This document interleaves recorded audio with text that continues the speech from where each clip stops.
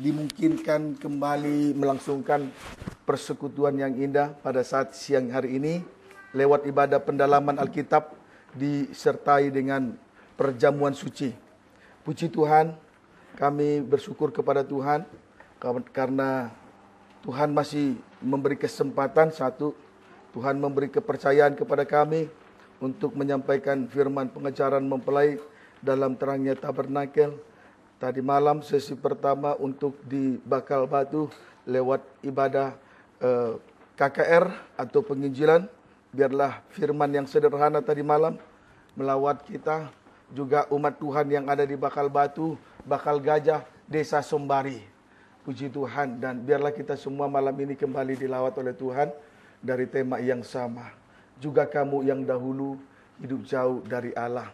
Puji Tuhan, bantu doa supaya kita boleh semua menikmati firman ini dengan baik, sehingga kehadiran kita tidak menjadi sia-sia. Kita pulang tidak sama ketika kita datang, karena Tuhan sudah tolong kita, sudah jawab semua pergumulan kita. Amin, saudaraku. Puji Tuhan, saya dalam pemberitaan firman ini sedikit takut dan ketar-ketir, tetapi biarlah Tuhan menolong kita semua ya. Amin, saudaraku. Baik, kita kembali memperhatikan tema yang sama. Kolose pasal 1 ayat 21. Keutamaan Kristus. Iya. Juga kamu yang dahulu hidup jauh dari Allah. Iya. Dan yang memusuhinya dalam hati dan pikiran seperti yang nyata dari perbuatanmu yang jahat. Ya. Tema yang harus kita perhatikan dari ayat ini adalah juga kamu yang dahulu hidup jauh dari Allah. Ini menunjuk kepada titik 2 strip pertama. Bangsa kafir sama dengan orang-orang yang tidak bersunat. Strip yang kedua, orang fasik dengan segala perbuatan fasik mereka. Amin, saudaraku. Puji Tuhan. Kemudian, yang dahulu hidup jauh dari Allah, memusuhi Allah dalam hati dan pikiran mereka. Dan itu nyata dari setiap perbuatan jahat mereka. Pendeknya, setiap orang berbuat jahat menunjukkan bahwa dia masih hidup jauh dari Allah, sekalipun berada di tengah-tengah ibadah dan pelayanan. Amin, saudaraku. Puji Tuhan. Baik, lebih jauh kita perhatikan tentang yang dahulu hidup jauh dari Allah dalam Efesus pasal yang kedua. Ya, silakan. Semuanya adalah kasih karunia. Ya. Kamu dahulu sudah mati karena pelanggaran-pelanggaran dan dosa-dosamu. Yang dahulu hidup jauh dari Allah banyak melakukan pelanggaran, banyak melakukan dosa, sedangkan upah dosa adalah maut. Amin, saudaraku. Puji Tuhan. Amin, saudaraku. Puji Tuhan. Puji Tuhan. Baik, kita lebih jauh kita perhatikan tentang yang dahulu hidup jauh dari Allah. Tadi sudah banyak melakukan pelanggaran dan banyak melakukan dosa. Kemudian ayat 2 dan 3, Yesua. Kamu hidup di dalamnya karena kamu mengikuti jalan dunia ini. Karena kamu mentaati penguasa mengikuti jalan dunia, mentaati penguasa kerajaan angkasa, setan, terus yaitu roh yang sekarang sedang bekerja di antara orang-orang durhaka. Ya, terus. Sebenarnya dahulu kami semua juga terhitung di antara mereka. Ya. Ketika kami hidup di dalam hawa nafsu daging, dunia, setan, daging, terus. Dan menuruti kehendak daging dan pikiran kami yang jahat. Pada dasarnya kami adalah orang-orang yang harus dimurkai sama seperti mereka yang lain. Penyebab-penyebab terjadinya dosa, saudaraku, ada 3 hal, dan 3 hal inilah yang menyebabkan sehingga seseorang menjadi hidup jauh dari Allah. Yang pertama, mengikuti jalan dunia ini. Saya tidak perlu uraikan sebab saya sudah uraikan di Paropo. Mengikuti jalan dunia ini berarti dunia ini juga menimbulkan terjadinya dosa.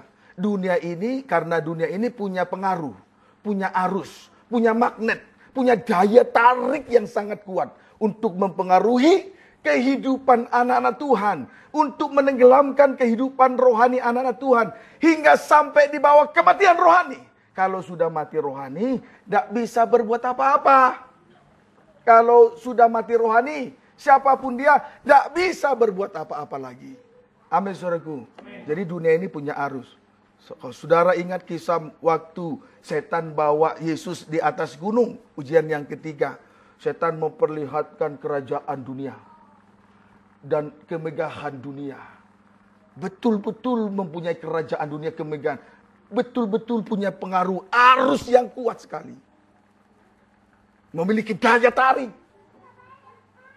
Maka kita yang beribadah, perhatikan ini sungguh-sungguh baik-baik. Amin, saudaraku.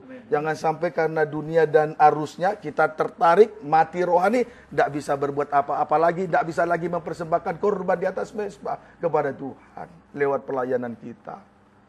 Kiranya dapat dipahami dengan baik. Perlu diketahui, orang yang beribadah di mana hatinya hanya tertuju kepada kerajaan dunia dan kemegahannya, hatinya hanya tertuju kepada perkara di bawah, itu ibadah yang mengarah kepada penyembahan kepada setan. Sebab itu Tuhan berkata, engkau hanya menyembah kepada Tuhan Allah. Amin, saudaraku. Puji Tuhan. Yang kedua, penyebab yang kedua, mentaati penguasa kerajaan kasa, yaitu setan. Jadi setan juga menimbulkan dosa. Mentaati penguasa kerajaan angkasa. Pertanyaannya, siapakah mereka yang dikuasai oleh roh pendurhakaan? Jawabnya yaitu mereka itu yang dikuasai oleh orang-orang yang dikuasai oleh roh pendurhakaan. Mendurhaka sama dengan memberontak, sama dengan melawan kepada Allah. Amin, saudaraku.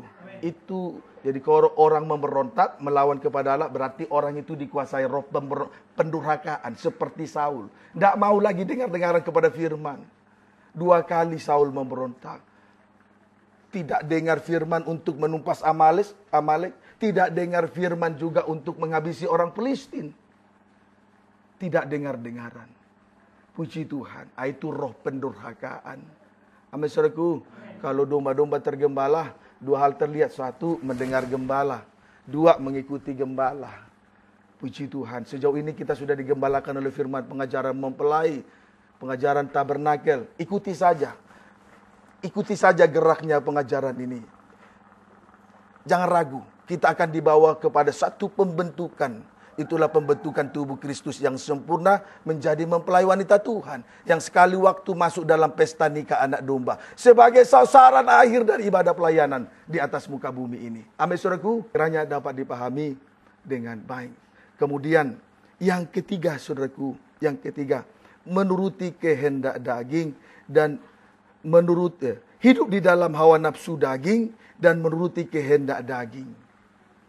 Perlu untuk diketahui titik 2. Strip pertama, hidup menurut keinginan daging, memikirkan hal-hal yang dari daging, tidak memikirkan hal-hal yang dari roh, tidak memikirkan perkara-perkara di atas, tidak memikirkan perkara rohani, tidak memikirkan ibadah dan pelayanan dengan segala kegiatan yang ada di dalamnya. Strip yang kedua, tadi keinginan hidup menurut keinginan daging. Strip yang kedua, menunjukkan bahwa dia masih berada di bawah hukum Taurat. Hukum Taurat simpel. Mata ganti mata, gigi ganti gigi. Arti rohaninya, kejahatan dibalas dengan kejahatan. Sama dengan orang yang berbuat salah tidak luput dari penghukuman. Maka orang yang berada di bawah hukum Taurat, saudaraku, tidak kenal belas kasih, tidak kenal kasih karunia. Kemudian mereka yang berada di bawah hukum Taurat menjalankan ibadah Taurat. Sama dengan ibadah lahiriah. Umpama mulut memuji Tuhan. Mulut, bibir, lidah memuji Tuhan, memuliakan Tuhan. Tapi hati jauh dari Tuhan. Itu ibadah lahiriah. Sama seperti hukum Taurat. Dengan segala perintah ketentuannya mereka persembahkan. Oh, luar biasa mereka mempersembahkannya kepada Tuhan. Tubuh dipersembahkan kepada Tuhan, tapi manusia batinnya, manusia dalam, manusia rohaninya tidak dipersembahkan kepada Tuhan. Itu ibadah Taurat, ibadah lahiriah. Amin, saudaraku. Kenapa? Karena masih hidup menurut keinginan daging. Sementara hukum Taurat itu lemah terhadap daging, tidak bisa menyelesaikan dosa. Taurat itu justru membuat kita terpisah jauh dari Tuhan. Tadi sudah kemarin saya sampaikan di Paropo. Kiranya dapat dipahami dengan baik. Jadi 3 hal penyebab sehingga terjadinya dosa. Dunia, setan, dan daging. Amin, saudaraku. Sehingga seseorang terpisah jauh dari Tuhan. Kemudian ayat yang ke-11 sampai 12. Karena itu ingatlah, bahwa dahulu kamu sebagai orang-orang bukan Yahudi. Bangsa kafir terus. Yang disebut orang-orang tak bersunat. Sama dengan orang tak bersunat terus. Oleh mereka yang menamakan dirinya sunat. Terus. Yaitu sunat lahiriah Yahudi. dikerjakan oleh tangan manusia. Ya, Yahudi terus. Bahwa waktu itu kamu tanpa Kristus. Tanpa Kristus bangsa kafir. Tanpa Kristus, koma. Tidak termasuk keluarga Israel. Koma. Dan tidak mendapat bagian dalam ketentuan-ketentuan yang dijanjikan. Bukan ahli waris, koma. Tanpa pengharapan. Koma. Dan tanpa Allah di dalam dunia. Ya, lihat ya. Lebih parah lagi keadaan orang yang dahulu hidup jauh dari Allah. Titik 2. Tanpa Kristus, koma, tidak termasuk kewargaan Israel, koma, tidak mendapat bagian dalam ketentuan-ketentuan yang dijanjikan, dalam kurung bukan ahli waris, koma, tanpa pengharapan, koma, tanpa Allah dalam dunia. Berarti sudah dapat dipastikan binasa, berujung kepada kematian yang kekal. Amin, saudaraku. Sesungguhnya kita semua bukan bangsa Yahudi, bangsa Israel. Kita bangsa kafir. Kiranya dapat dipahami dengan baik. Amin, saudaraku. Amin. Puji Tuhan. Baik. Ayat yang ke-13. Tetapi sekarang di dalam Kristus Yesus. Tetapi sekarang di dalam Kristus Yesus. Terus. Kamu yang dahulu jauh. Kamu yang dahulu jauh. Sudah menjadi dekat oleh Iya. darah Kristus. Puji Tuhan. Tetapi sekarang di dalam Kristus Yesus yang dahulu jauh sudah menjadi dekat oleh darah salib Kristus. Amin, saudaraku. Puji Tuhan. Dahulu sebelum saya terpanggil betul-betul jauh. Apa buktinya jauh? Tanpa Kristus, tanpa pengharapan, tanpa Allah di dalam dunia ini. Kemudian tidak memberikan diri untuk dipersembahkan kepada Tuhan. Melakukan segala sesuatu menurut kehendak sendiri. Untuk menyenangkan hati ini. Banyak kejahatan, banyak kenajisan, banyak hal-hal yang tidak berkenan kepada Tuhan. Sebelum terpanggil jauh sekali. Tetapi oleh darah salib yang jauh sudah menjadi dekat. Saya dan saudara berada dengan mempunyai keberanian untuk mendekat ke tempat kudus oleh darah salib Kristus. Amin, saudaraku. Amin, saudaraku. Puji Tuhan. Kiranya dapat dipahami dengan baik. Jadi, tetapi sekarang yang dahulu jauh sudah menjadi dekat oleh darah salib. Saya sudah sedikit cerita tentang sebelum saya terpanggil jauh sekali. Banyak kejahatan, banyak kenajisan, banyak hal-hal yang tidak berkenan di hadapan Tuhan. Tetapi sekarang oleh darah salib saya sudah menjadi dekat. Kita himpunan ini, biarlah lewat himpunan yang kecil ini kita nanti bisa mendekat lewat himpunan yang besar. Himpunan orang banyak. Dari timur, barat, utara, selatan. Dari 4 penjuru. Dari berbagai suku, kaum, bahasa, dan bangsa. Nanti kita bisa mendekat. Dimulai dari himpunan kecil, sudah mendekat. Nanti menjadi himpunan yang besar. Kita sudah mulai dari persekutuan antar gereja. Antar denominasi gereja. Nanti antar suku, kaum, dan bangsa. Antar negara. Kafir dan Israel. Antar internasional. Amin, saudaraku. Nanti mendekat kepada dia. Oleh darah salib. Kiranya dapat dipahami dengan baik. Puji Tuhan. Baik. Jadi jaminannya adalah darah salib Kristus. Karena darah salib Kristus itu sangat berkuasa sekali. Tadi malam saya sudah sampaikan kepada Pak Panjaitan, mana ini tidak ada. Saya tidak bisa menebus dosa manusia. Walaupun darah saya dengan darah Yesus sama-sama merah. Tapi darah saya tidak berkuasa untuk menyucikan dosa sidang jemaat. Hanya darah Yesus, darah salib Kristus yang berkuasa untuk menyucikan dosa manusia. Amin, saudaraku.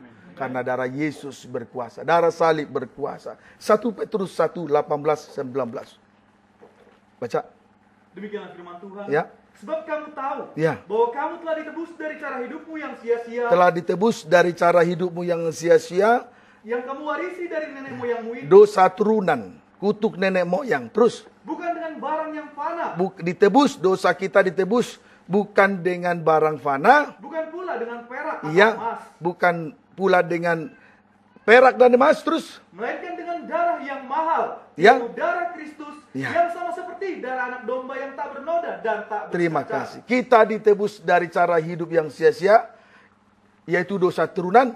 Bukan dengan barang fana. Itulah harta dan kekayaan. Kedudukan dan jabatan. Bukan juga dengan perak dan emas. tetapi melainkan dengan darah yang mahal. Puji Tuhan, darah yang mahal sehingga berkuasa menyucikan setiap dosa, menebus dosa, mengampuni dosa. Itu pekerjaan daripada darah. Berkuasa mengampuni, berkuasa menebus dosa.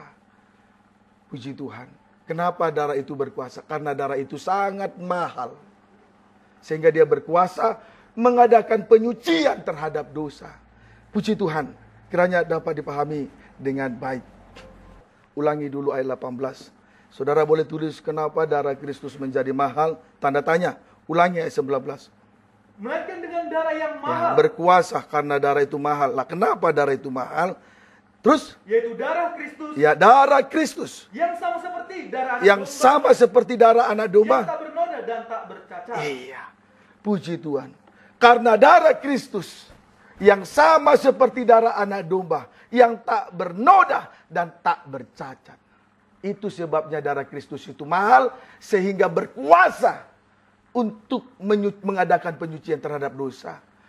Amin, saudaraku. Puji Tuhan. Karena darah Yesus itu mahal.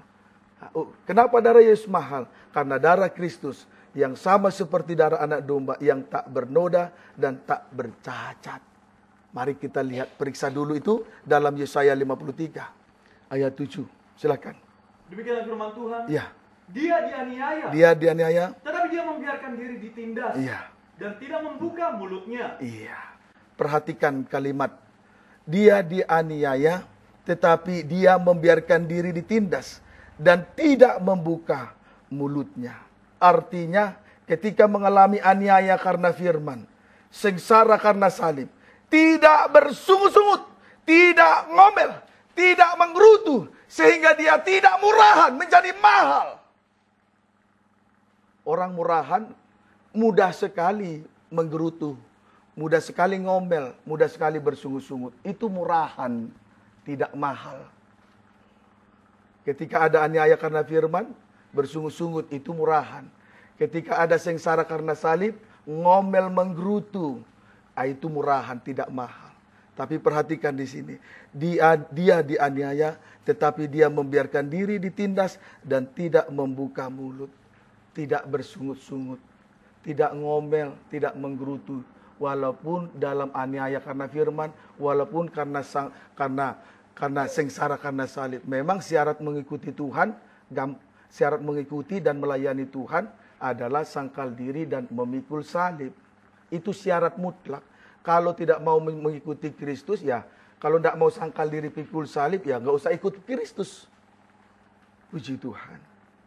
Haleluya. Jadi sekalipun ada aniaya karena firman, sengsara karena salib, mulut tidak terbuka, daging tidak bersuara, tidak bersungut-sungut, tidak ngomel, tidak menggerutu, tidak persalahkan gembala, tidak persalahkan si A, tidak persalahkan si B, tidak persalahkan Tuhan, tidak persalahkan firman yang mengoreksi.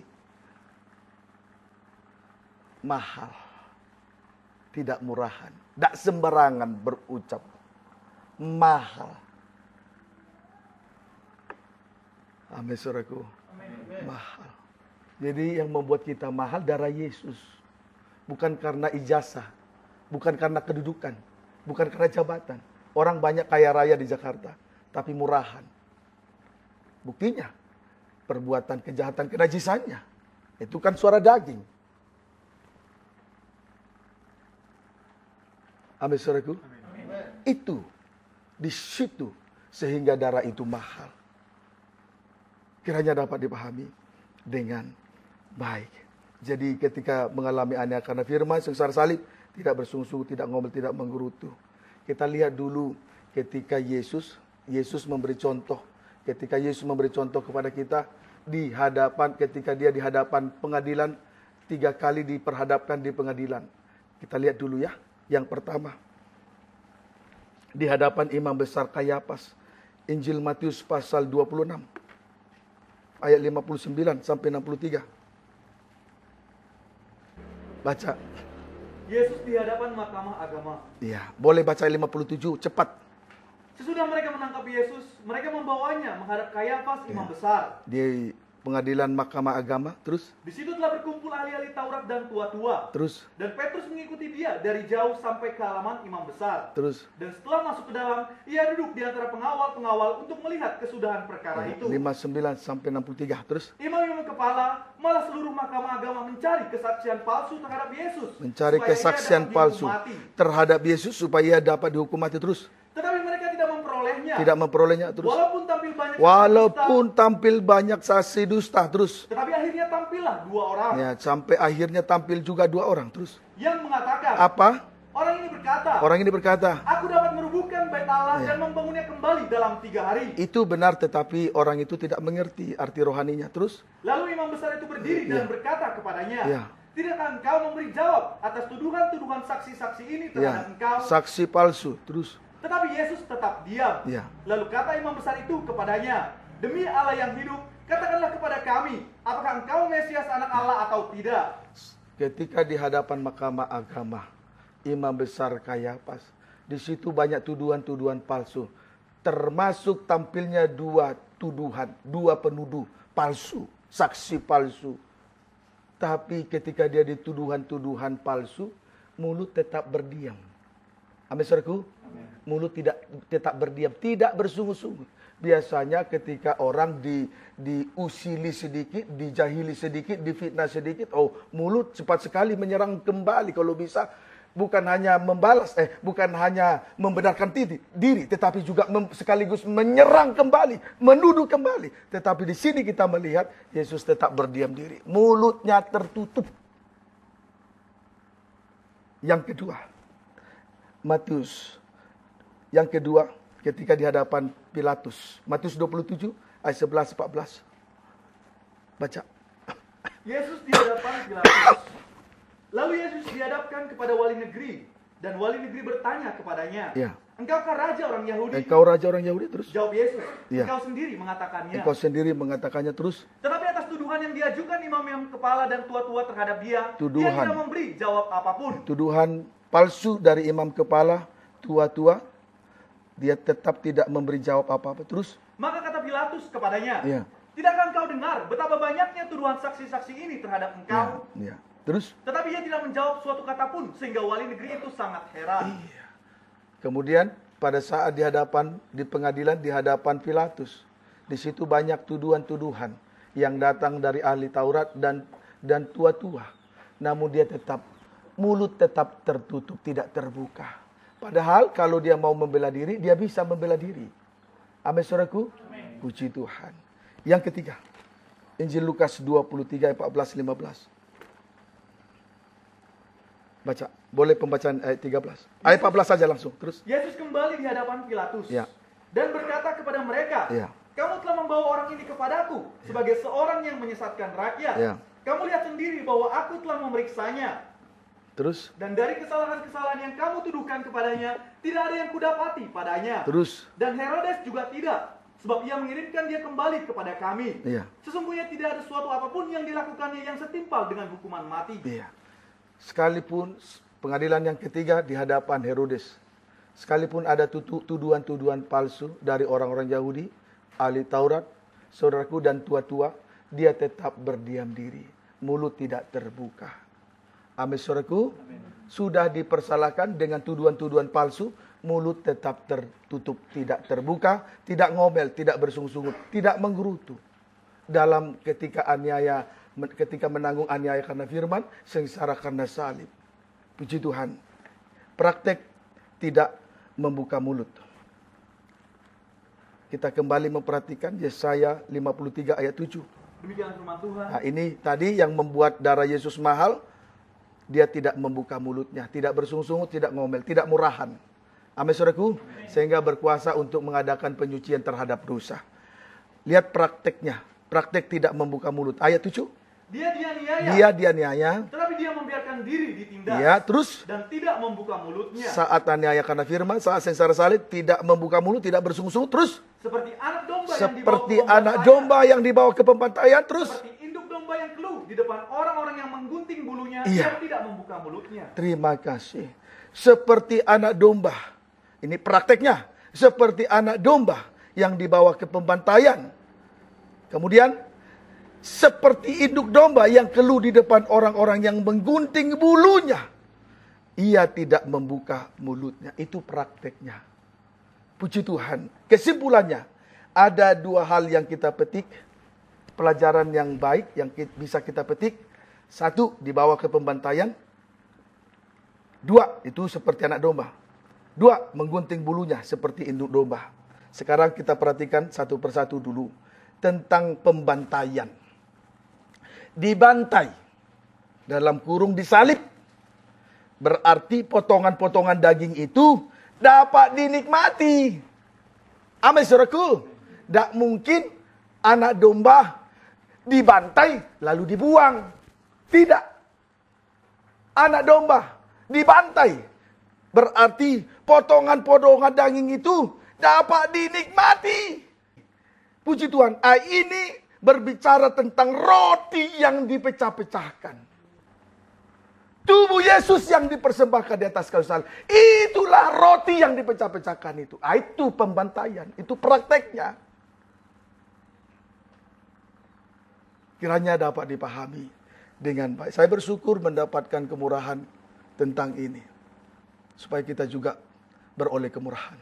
Amin, saudaraku. Puji Tuhan. Baik, jadi tubuh Yesus dikorbankan, itulah roti yang dipecah-pecahkan.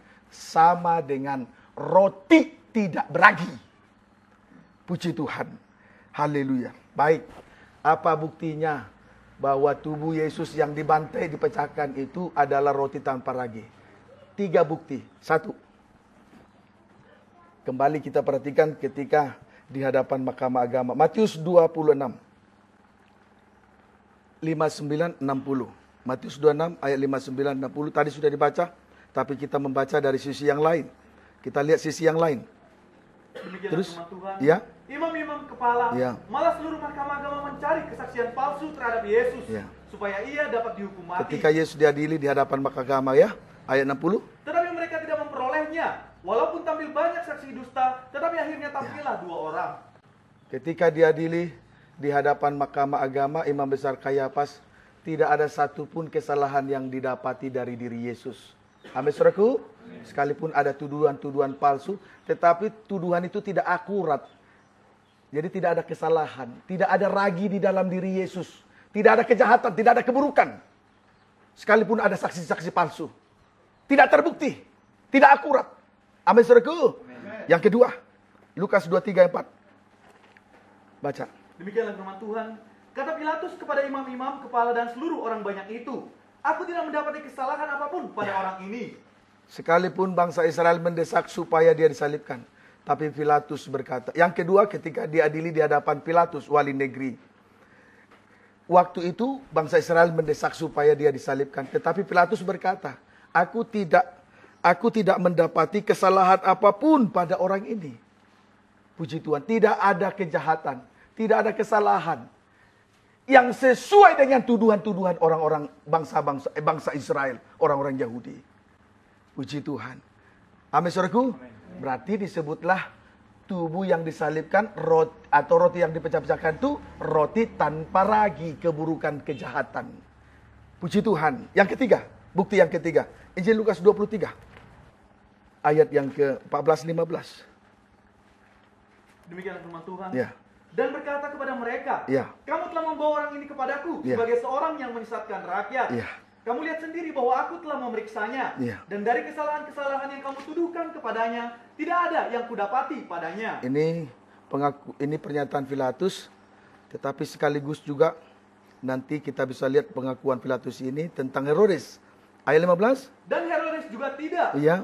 Sebab ia mengirimkan dia kembali kepada kami. Iya, kepada Pilatus terus. Sesungguhnya tidak ada suatu apapun yang dilakukannya yang setimpal dengan hukuman Yang ketika Yesus diadili di hadapan Raja Herodes, juga tidak ada kedapatan sesuatu kesalahan di dalam diri Yesus. Jadi betul-betul dia ada, berarti betul-betul dia adalah roti tanpa ragi, tanpa kejahatan, tanpa keburukan. Amin, saudaraku. Puji Tuhan. Kita bersyukur kepada Tuhan. Ini praktek ketika mulut terbuka. Kita dapat menikmati tubuh Yesus yang dikorbankan atau roti tanpa ragi. Kalau bersungut-sungut, siapapun dia, Kalau orang bersungut-sungut saat aniaya karena firman, ngomel, menggerutu saat sengsara karena salib, orang semacam ini tidak akan pernah bisa menikmati roti tanpa ragi. Walaupun roti itu disampaikan, firman itu dipecah-pecahkan sampai terjadi pembuka rahasia firman, sampai kiamat orang semacam ini tidak akan pernah menikmati roti tanpa ragi. Tapi praktik mulut berdiam yang pertama dapat menikmati roti tanpa ragi. Amin. Tersinggung? Saya kira tidak ada alasan untuk tersinggung. Tuhan mau nyatakan kemurahannya. Puji Tuhan. Kiranya dapat dipahami dengan baik. Sebab itu marilah kita menikmati roti tanpa ragi kalau begitu. Mau lepas dari sungut-sungut? Ayo kita nikmati roti tanpa ragi. 1 Korintus 5 ayat 6 sampai 8. Demikianlah firman Tuhan. Ya. Kemegahanmu tidak baik. Kemegahanmu tidak baik, membenarkan diri dalam kebenaran juga tidak baik. Terus? Tidak tahukah kamu bahwa sedikit ragi mengkamiri seluruh adonan? Sedikit saja ragi apapun itu sudah mengkamiri seluruh adonan. Terus? Buanglah ragi yang lama itu. Buanglah ragi yang lama itu. Supaya kamu menjadi adonan yang baru. Ya, jangan bersungut-sungut lagi saat aniaya karena firman, sengsara karena salib, jangan menggeruti, jangan ngomel. Khususnya yang melayani Tuhan, saya hamba Tuhan. Jangan ngomel. Karena capek, susah menghadapi jemaat yang keras kepala. Jangan ngomel. Jangan menggerutu. Karena tidak mengembalikan 1/10. Jangan menggerutu. Tidak ada beras di dapur. Jangan menggerutu. Saya sampaikan ini karena saya alami. Bertahun-tahun saya jalan kaki. Dari perumahan satu ke perumahan satu. Kompleks satu, kompleks yang lain. Berkilo-kilo disertai dengan air mata. Disertai dengan air mata. Ternyata tanah yang saya lalui itu, tanah kosong itu, jadi pastori sekarang. Jadi penting itu air mata. Nanti kalau ada hamba Tuhan Cilegon, mampir silakan. Lihat pastori yang sederhana. Karena air mata. Puji Tuhan. Saya tidak menyangka tanah kosong itu jadi pastori. Saya hanya bisa menangis. Di manalah malam ini saya makan Tuhan. Sementara rumah tidak ada yang terima saya. Dipikir saya saksi Jehovah. Jalan sana, jalan sini. Tapi tiap hari saya harus jalan kaki. Tidak boleh diam. Tidak ada orang yang terima. Tapi harus jalan kaki. Belum ada kendaraan, tidak ada yang support saya. Sampai hari ini tidak ada yang support saya.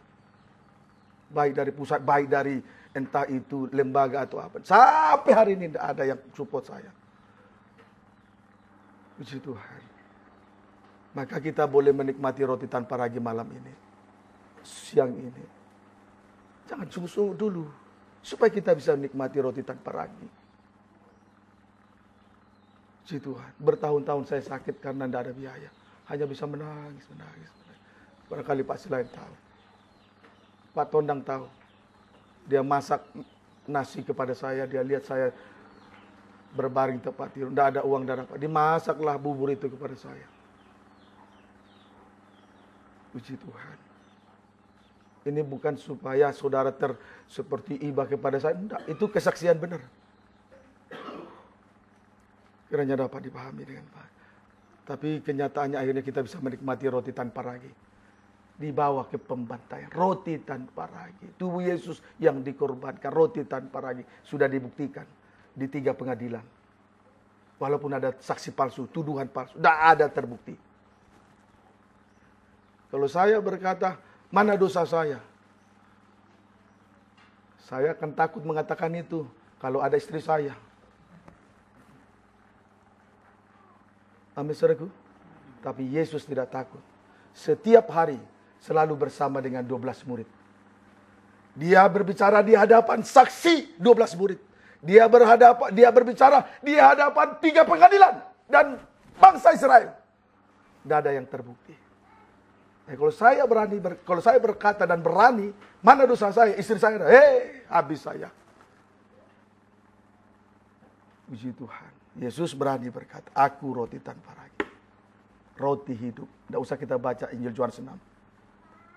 Roti tanpa ragi. Memberi hidup kekal. Kiranya dapat dipahami dengan baik. Terus ayat keberapa sekarang? 7, baca.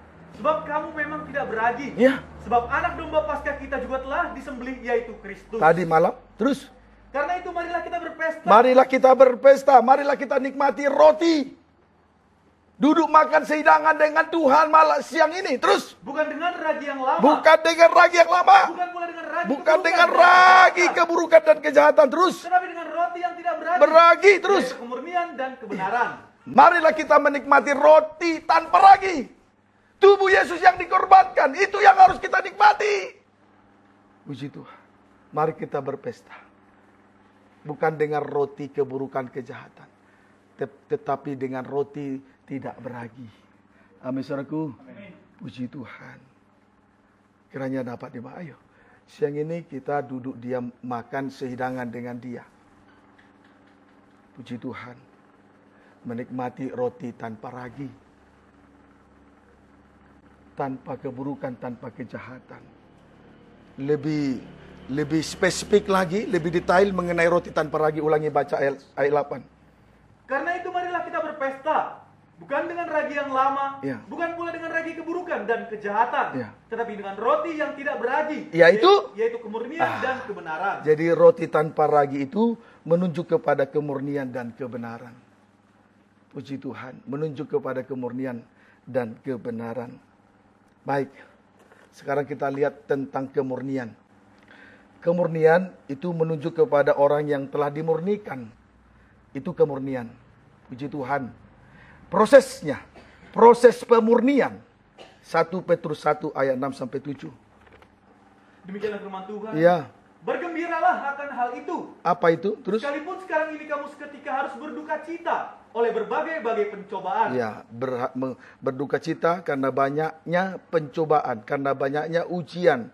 Datang silih berganti. Ujian pertama belum selesai, ujian kedua muncul lagi, ujian yang kedua belum selesai, ujian yang ketiga muncul lagi, silih berganti terus menerus. Dan ujian ini banyak, dari sisi ekonomi, keuangan, dari sisi kejahatan, keburukan, kenajisan, banyak. Yang satu belum selesai, muncul lagi yang baru. Dan terus menerus, selama kita ada di bumi, ujian tidak akan pernah berhenti. Percayalah, sebelum Tuhan datang, sebelum kita melepaskan kemah ini, tubuh kita ini. Puji Tuhan. Terus? Maksud semuanya itu ialah untuk membuktikan tujuannya untuk membuktikan kemurnian iman. Jadi ada pun ujian datang silih berganti, tujuannya 2, untuk membuktikan kemurnian iman, memurnikan iman. Iman itu perlu dimurnikan. Jangan iman kita beribadah karena ini dan itu. Amin, saudaraku. Jangan melayani karena ini dan itu. Jadi iman itu harus dimurnikan dulu. Jadi kalau ada ujian, tujuannya untuk dipemurnian. Jadi iman yang dimurnikan. Jadi iman perlu dimurnikan. Banyak orang Kristen berkata, saya ini orang percaya, orang beriman. Tapi beribadah karena ini dan itu. Karena ada ada kepentingan-kepentingan di dalamnya. Itu bukan iman yang dimurnikan, Tapi yang pasti ujian silih berganti tujuannya untuk memurnikan iman. Iman penting dimurnikan. Jangan beribadah karena ini itu. Jangan melayani karena ini itu. Karena kedudukan jabatan dan lain sebagainya. Saya juga melayani jangan karena ini dan itu. Puji Tuhan. Sebab itu sampai hari ini, jujur, betul iman murni kepada Tuhan. Tadi saya sudah saksikan sedikit. Akhirnya tanah kosong jadi pastori. Tidak ada dari hasil usaha sana sini. Puji Tuhan. Kiranya dapat dipahami dengan baik. Terus? Yang jauh lebih tinggi nilainya daripada emas yang fana. Iya. Yang diuji kemurniannya dengan api. Iya. Terus? Sehingga kamu memperoleh puji-pujian dan kemuliaan dan kehormatan pada hari Yesus Kristus menyatakan dirinya. Perlu untuk diketahui. Kemurnian iman itu jauh lebih tinggi nilainya daripada emas yang fana yang sudah dibakar oleh api di dalam dapur api. Puji Tuhan. Amin, saudaraku. Lebih tinggi nilainya. Itu yang membuat saya dan saudara mahal di hadapan Tuhan. Kemurnian iman inilah yang membuat saya jadi mahal di hadapan Tuhan. Nilainya lebih tinggi dari emas yang sudah dimurnikan 7 kali pun di dalam dapur api. Amin, saudaraku. Biarlah kita semua bernilai tinggi, mahal, karena iman yang sudah dimurnikan tadi. Kiranya dapat dipahami dengan baik. Ayat 8. Sekalipun kamu belum pernah melihat dia. Kita belum melihat dia secara mata. Secara kasat mata. Ini baru samar-samar. Kenapa samar-samar? Karena melihat batin, manusia batin. Amin, saudaraku. Masih samar-samar. Terus? Namun kamu mengasihinya. Namun kamu mengasihi. Ulangi dulu ayat 8 terus. Sekalipun kamu belum pernah melihat dia terus. Namun kamu mengasihinya terus. Kamu percaya kepada dia. Kamu percaya. Sekalipun kamu sekarang ini tidak melihatnya. Tidak melihat. Kamu bergembira karena sukacita yang mulia dan yang tidak terkatakan. Iya. Kemudian sekalipun kamu belum pernah melihat dia, namun kamu mengasihinya. Ini tanda orang di mana iman itu telah dimurnikan. Belum melihat dia, tapi tetap mengasihi dia. Belum melihat dia, tapi percaya kepada dia. Amin, saudaraku. Percaya. Hidup karena kemurahan, tidak karena yang lain-lain. Itulah kehidupan, itulah iman yang sudah dimurnikan. Mengasihi walaupun belum melihat. Percaya walaupun belum melihat. Puji Tuhan. Kiranya dapat dimahami. Berarti boleh saya simpulkan dong.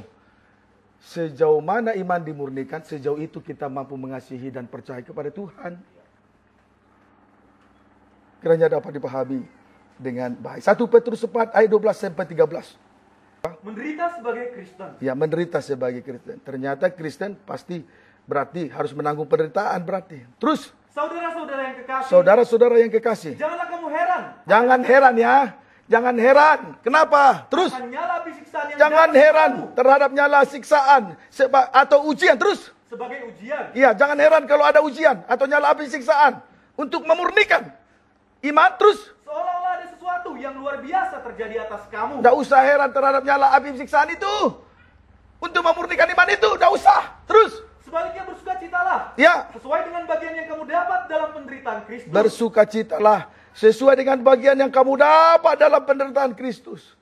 Itulah ibadah dan pelayanan. Tetaplah bersukacita di tengah-tengah ibadah dan pelayanan. Itu yang kita dapat. Itulah bagian yang kita dapat dalam Kristus. Ibadah dan pelayanan yang sudah diwariskan sebagai milik pusaka kita. Tuhan milik pusaka kita. Ibadah milik pusaka kita. Tetaplah bersukacita. Tidak usah terlalu heran. Kok mertua saya kan pendeta. Padahal saya baik-baik. Tiap hari 3 kali menyembah. 3,5 jam setiap kali menyembah. Kok saya diusil ya? Tidak usah heran. Terhadap nyala api siksaan. Seolah-olah ada sesuatu yang luar biasa. Melebihi dari pengorbanan Tuhan Yesus Kristus. Saya kan sudah pendeta. Kok saya diusik ya? Tidak usah heran. Memang itu harus terjadi. Orang yang mau hidup beribadah kepada Tuhan banyak menderita, titik. 1 Timotius. Tidak usah heran dengan ujian. Nyala api siksaan. Ya. Amin, saudaraku. Jangan sesuatu sepertinya itu lebih hebat dari Tuhan. Seolah-olah ada sesuatu yang lebih hebat dari korbannya Kristus. Terus. Ayat 14. Berbahagialah kamu. Berbahagialah. Terus. Jika kamu dinista karena nama Kristus. Iya. Sebab roh kemuliaan yaitu roh Allah ada padamu. Puji Tuhan. Lewat nyala api siksaan. Roh kemuliaan menjadi bagian di dalam hidup kita masing-masing. Seseorang tidak akan pernah menerima pengurapan dipenuhkan Roh Kudus tanpa sengsara salib. Jangan pernah tertipu dengan minyak sinyong-nyong. Amin, saudaraku. Jangan tertipu. Kalau ada hamba Tuhan dari Jakarta, dari mana saja, membuat suatu KKR dengan membawa minyak lalu diperjualkan botol kecil-kecil itu, jangan mau disesatkan. Pengurapan tidak datang dari situ. Kalau pengurapan dari situ, Pak Silain, ambil bimoli dari belakang. Saya mau urapi. datangnya dari ujian, sengsara salib. Yang bertujuan untuk memurnikan iman tadi. Datangnya dari sengsara salib. Itu perbedaan antara Daud dengan Saul. Tapi saya tidak mengembang ke sana. Yang sedang kami rilis buku Kefasikan Saul. Di percetakan Yogyakarta. Andi Offset. Itu yang kami sedang rilis. Kalau ada yang merindu dengan Kefasikan Saul, nanti boleh catat namanya. Kami kalau sudah selesai itu dicetak, saya akan bagi dengan gratis. Itu perbedaan Daud dengan Saul. Sengsara salib. Minyak yang dituangkan ke atas kepala Saul itu dari buli-buli bejana tanah liat. Minyak yang dituangkan ke kepala Daud itu dari tanduk domba jantan. Untuk menjadi untuk menjadi tabung minyak, maka domba itu disembelih dulu. Sehingga dapat dipergunakan menjadi tabung. Inilah yang dituangkan di atas kepala Daud. Jadi saudara jangan tertipu dengan minyak sinyong-nyong. Roh kemuliaan. Bukan hanya pengurapan. Roh kemuliaan. Kemuliaan. Menjadi bagian kita semua. Kan tujuan Tuhan baik tuh. Tujuannya mulia. Supaya kita dipermuliakan lewat roh kemuliaan. Kenapa jadi murahan? Baik. Lihat ya. Persamaan roh kemuliaan. Saya akan tunjukkan. Mari. Daniel 3. Daniel 3. Ayat 23 sampai 25. Boleh pembacaan 22. Penulisan 23 sampai 25. Baca. Demikianlah firman Tuhan. Ya. Perapian yang menyala-nyala. Ya. Karena kita raja itu keras. Kita raja itu keras. Dipanaskanlah perapian itu dengan luar biasa. Ya. Sehingga nyala api itu membakar mati. Ya. Orang-orang yang mengangkat Sadrak, Mesak, dan Abednego itu. Nyala api siksaan sebagai ujian tujuannya untuk memurnikan iman. Sehingga lewat itu juga kita mendapat bagian di dalam roh kemuliaan. Supaya kita dipermuliakan. Amin saudaraku. Demikian juga Sadrak, Mesak, Abednego dipanaskan di dalam api. Lebih panas dari 7 kali lebih panas dari dapur api. Terus. Tetapi ketiga orang itu, yakni Sadrak, Mesak, dan Abednego, Ya. jatuh ke dalam perapian yang menyala-nyala itu dengan terikat. Dengan terikat terus. Kemudian terkejutlah Raja Nebukadnezar, lalu bangun dengan segera. Ya. Berkatalah ia kepada para menterinya, Berkata kepada menterinya terus. bukankah 3 orang yang telah kita campakkan dengan terikat ke dalam api itu? Sadrak, Mesak, dan Abednego. Terus. Jawab mereka kepada Raja, Iya. benar, iya Raja. Terus. Katanya, Iya. tetapi ada 4 orang kulihat berjalan-jalan dengan bebas di tengah-tengah api itu. Menjadi 4. Menjadi 4. Terus. Mereka tidak terluka, dan yang keempat itu rupanya seperti anak dewa. Seperti anak dewa.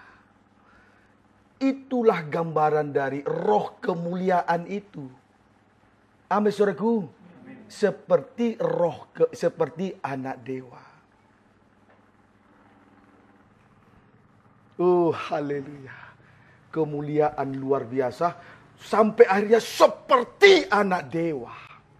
Seperti Tuhan. Kemuliaannya sama dengan Tuhan. Jadi bukan menjadi 4 kita, bukan. Karena roh kemuliaan. Menjadi seperti anak dewa. Kemuliaannya sama seperti kemuliaan Tuhan. Segambar serupa. Sampai segitu jauh loh Tuhan membawa kita. Hanya kadang-kadang tidak mau mengikuti untuk tetap berada dalam rencana Tuhan. Begitu mulia, begitu agung sebetulnya. Hanya karena pikiran picik kita jauh dari rencana Tuhan. Kita selalu merasa diri sudah paling benar. Tidak mau menikmati roti. Tidak mau lagi menikmati roti tanpa ragi. Pembantaian. Kiranya dapat dipahami dengan baik. Amin saudaraku. Jadi seperti anak dewa. Sama mulia. Oh haleluya. Tuhan Yesus baik ya. Amin saudaraku. Puji Tuhan. Tadi kemurnian ya. Berarti belum selesai. Kemurnian masih ada kebenaran. Kebenaran yang sejati singkat saja. Terletak pada salib Kristus. Banyak kebenaran. Kebenaran si A, kebenaran si B, kebenaran si C. Pendeta si A, si B, si C. Rasul A, B, dan sebagainya. Memiliki punya kebenaran masing-masing. Juga ada kebenaran dari hukum Taurat. Ada kebenaran di dunia ini. Kebenaran hukum rimba dan lain sebagainya. Masing-masing ada kebenaran. Tapi kebenaran yang sejati hanya terletak pada salib Kristus. Di luar salib Tidak ada lagi kebenaran.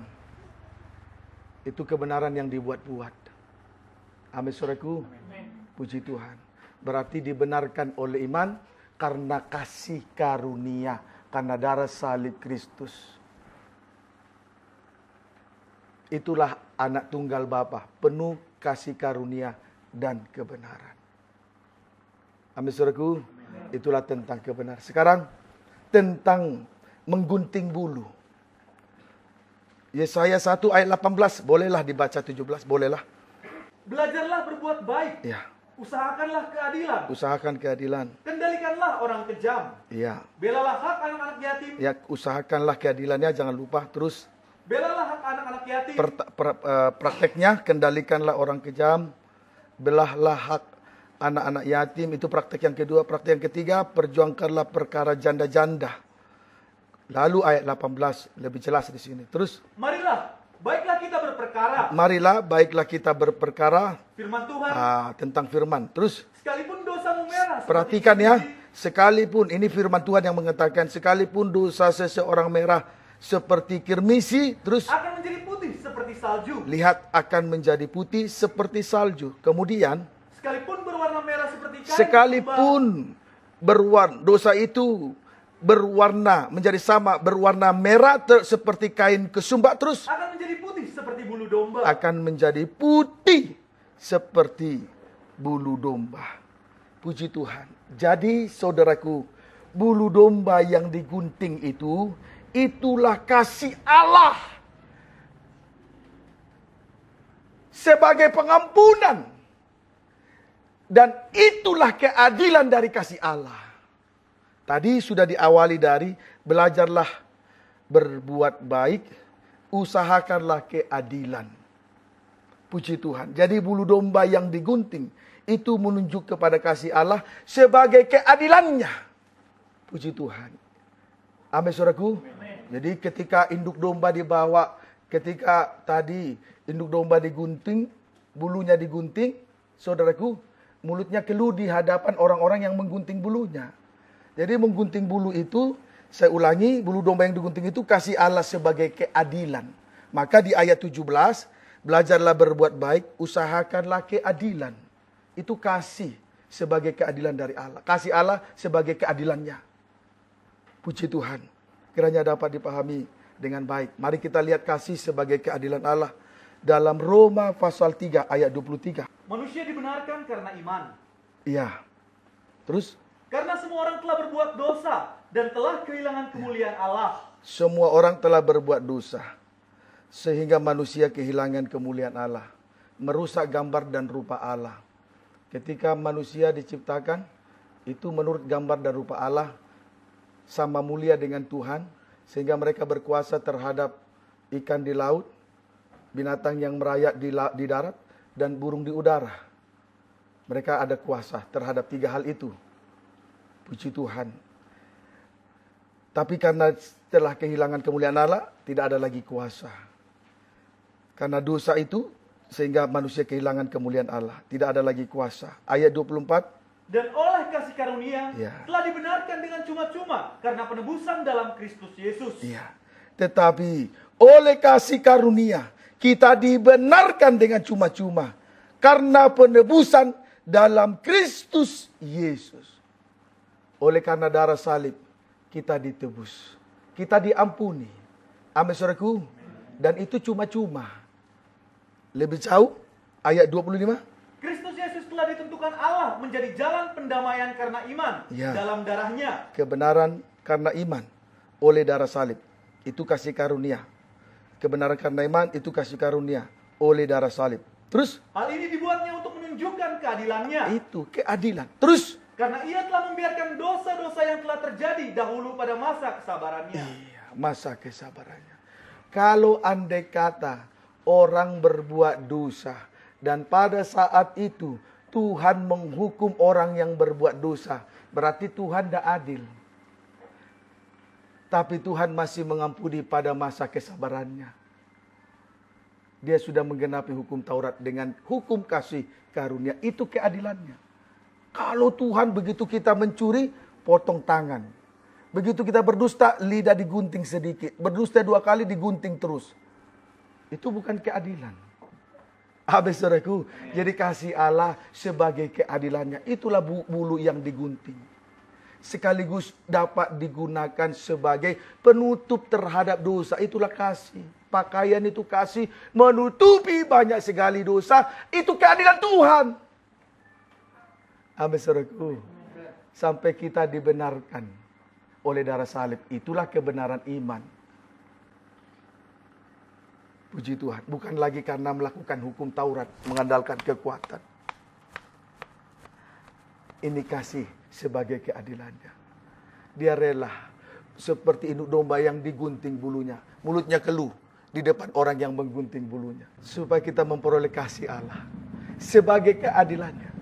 Kalau kita di bawah hukum Taurat, salah dihukum. Itu bukan keadilan. Tapi masa kesabarannya kita dibiarkan di dalam dosa. Itu pada masa kesabaran. Tidak langsung dihukum. Tuhan itu adil kepada kita. Berlakulah baik, berlakulah adil tadi. Dalam Yesaya pasal 1 ayat 17. Belalah hak yatim janda-janda. Puji Tuhan. Jangan bela hak yang lain-lain. Hak yatim dan janda. Itu penting. Yatim piatu orang yang belum tergembala. Gembala itu ayah dan ibu. Janda berarti belum menempatkan Kristus sebagai kepala. Adillah kepada orang seperti itu.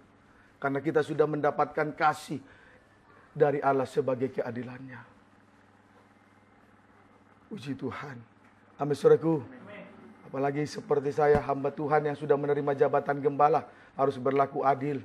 Karena saya sudah merasakan kasih sebagai keadilannya. Maka saya harus bela hak yatim piatu yang belum tergembala.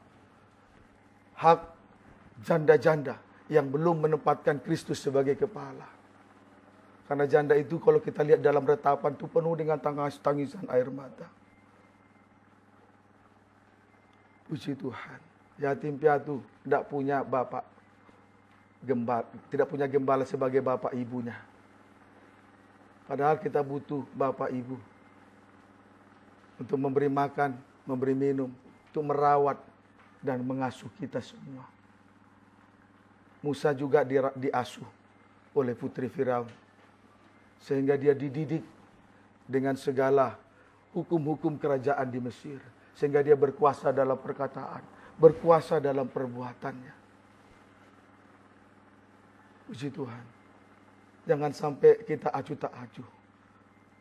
Apalagi kita sudah mendapatkan kasih Allah sebagai keadilannya kepada kita. Karena ketika kita kemarin berbuat salah, tidak langsung dihukum. Mari kita masing-masing membela hak yatim, ya piatu. Masing-masing kita membela hak janda-janda. Kiranya dapat dipahami dengan baik. Amin, saudaraku. Itulah bulu yang digunting. Kiranya dapat dipahami dengan baik. Ayat-ayat yang terakhir. 1 Yohanes 2 ayat 1. Demikianlah firman Tuhan.